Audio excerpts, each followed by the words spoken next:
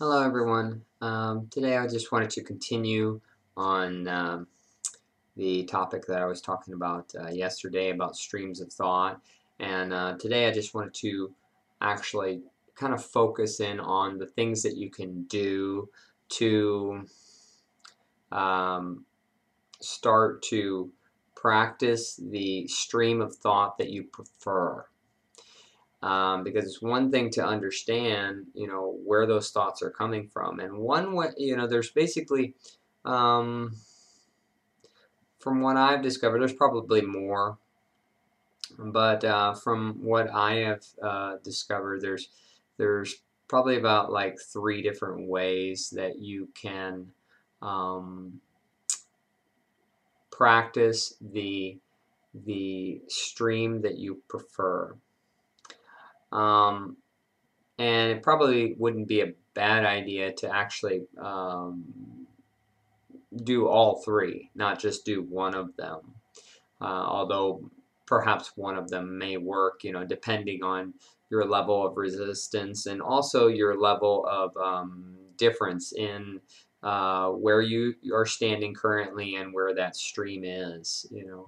So um, the biggest, one of the things that you can do of course, is to first of all, if you prefer a higher level of stream, but you're currently on a lower stream, and I'll use the example of um, let's say boredom at work. Okay, so we'll do that. That's currently the stream that you're on is a stream of boredom at work. The thoughts that are entering your head will end up wanting to feed into that stream of boredom. And you want to get to something higher, something to the level of excitement or joy or love or peace. Those would be more beneficial to you than boredom. Well, if you're currently in the stream of boredom, the best thing you can do is to first recognize that you're in the stream, and you recognize that you're in the stream by becoming very present, and when you start to have those thoughts, recognize those thoughts are just feeding into the stream.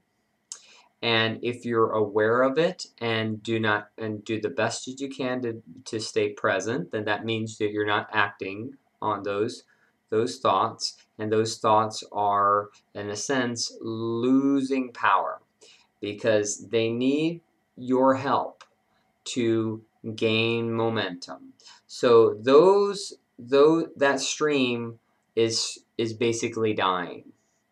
And as that fades out, over time, and it will take time to cause that stream to die down. Then your natural higher, you'll basically naturally lift to a higher stream, which will be probably more of like peace. That's probably where you kind of like float up to, basically.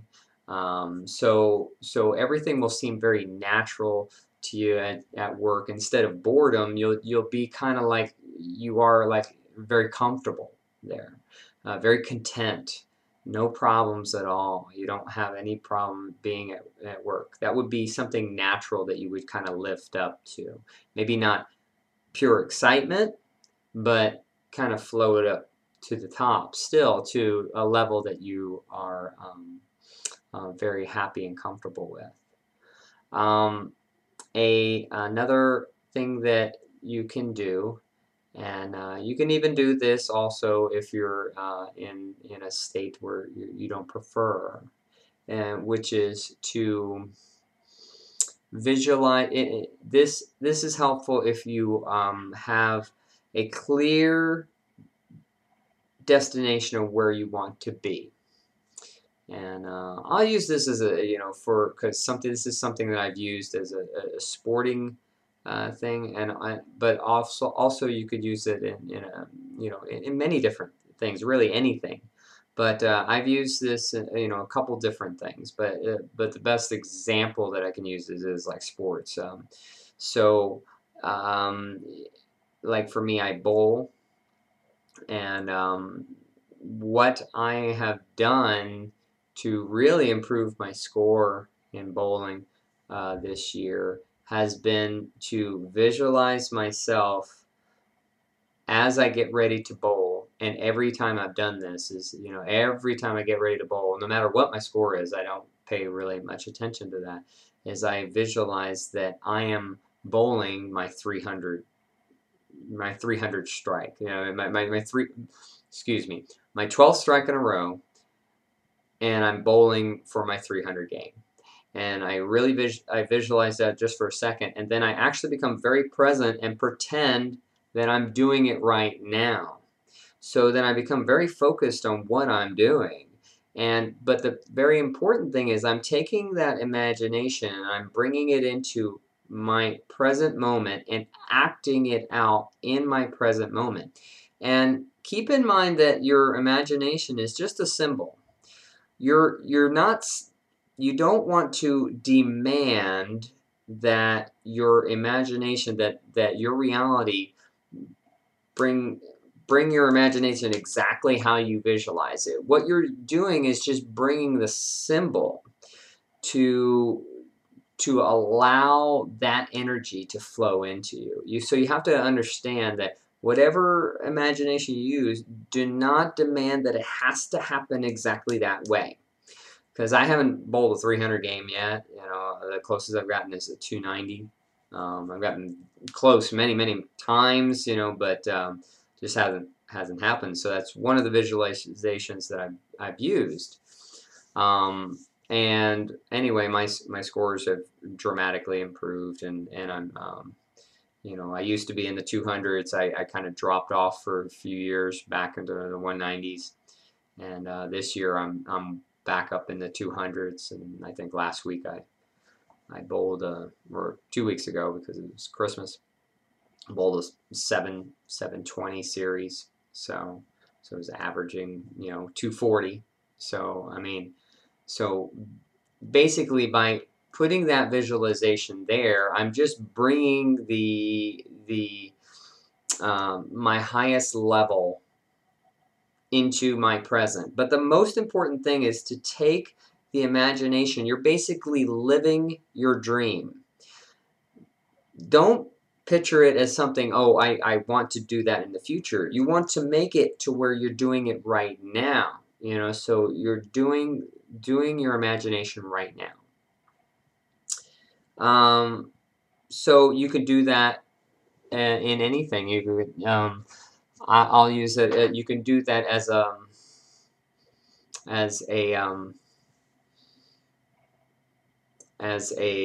health meditation. If you're in something in lack of health for some reason, what you do is you place the symbol of your healthy body, and really copy that as best as you can. Visualize what that person would be doing if you were healthy. If you were healthy now, what would you be doing? And then in your present moment, to the best of your ability, copy that. And be very focused in the present that, what you're doing is acting like that version of yourself. And you're, again, bringing that healthy person into your present right now. So it's very important to bring it into your present moment. Don't push it out to the future, because if you push it out to the future, you're denying your present. All you're doing is just saying, I'm not healthy now. That's what you're giving off to the universe. So it's very important to bring that visualization into your present right now and start acting it right now. Again, acting it, acting that thought. So putting the visualization out and acting it to the best of your ability. The last thing that you can do is, again, this is helpful if the event is in the future, something that you desire, and you know that typically every time that you go to this particular event, you end up in a negative scenario. Visiting somebody, and that every time you visited this person that it's somebody that you have a negative interaction with. And if you have time before that event happens, this is what I'll refer to as pre-paving. If you focus with your thoughts, again, using your imagination as a symbol, imagine to the best of your ability something positive in that event happening perfectly, to the best that you can visualize. But again, don't demand that it happens exactly like that. Just use your imagination as a symbol to say this is going to be a positive interaction. And continue to focus on that for as long as you can before that event, until you feel like you've done enough. You'll usually feel like, okay, I've thought about it to the best of and it's done. You'll have this almost like, okay, I've done it enough, and it's already it's a given. And then when that event happens, expect it. You can also use the second scenario, again, using the symbol and then trying to act that as best as you can. But typically, if you've pre-paved beforehand, then that scenario is going to happen in the best way that it can. It'll actually be something that's going to be shocking to you, surprising, that things will not go like they used to. It used to go, very negative and everything. And now today, all of a sudden, something was very positive. So again, that comes from pre-paving that event. So there's 3 ways that you can do things. The first 2, I think, are the most practical for things that are happening in your life right now that you need to fix. The third one, being something that you're going to in the future, have to deal with. So again, I hope this is helpful for everyone, and I thank everyone for watching. Take care.